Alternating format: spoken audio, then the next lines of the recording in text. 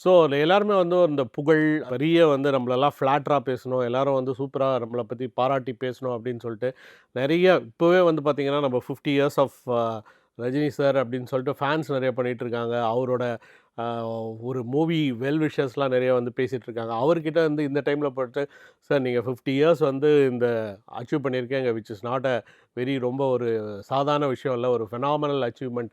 ஒரு Himalayan achievement. So இதுக்கு வந்து நம்ம எல்லாமே சேர்ந்து ஒரு பாராட்டு விழா பண்ணலாம்." அப்படின்னு சொல்லி கேட்கும்போது, இதுவே வேண்டாம். இது நெறைய பேரோட டைம் வேஸ்ட் ஆவும். நெறைய எஃபோர்ட் அண்ட் எனர்ஜி வேஸ்ட் ஆவும். இத வந்து ரொம்ப பெருசா இது பண்ணாதீங்க. நான் ஒரு நடிகரேன்.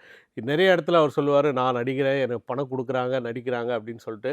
இந்த ஒரு ப்ரொஃபஷனே வந்து ஒரு சிம்பிளா வச்சுட்டு, மத்தவங்களுக்கு எந்த ஒரு கஷ்டமும் குடுக்காம, நம்மளோட விஷயம் வந்து அந்த பெரிய பாப்புலாரிட்டி, நம்மளுக்கு கடவுளா குடுத்துருக்கிற ஒரு பாப்புலாரிட்டி, ஃபேன்ஸ் குடுத்துருக்கிற பாப்புலாரிட்டின்றது மட்டும் இல்லாம, அவரா டெவலப் பண்ணிக்கிறதுக்கு எந்த விஷயமும் பண்ணல.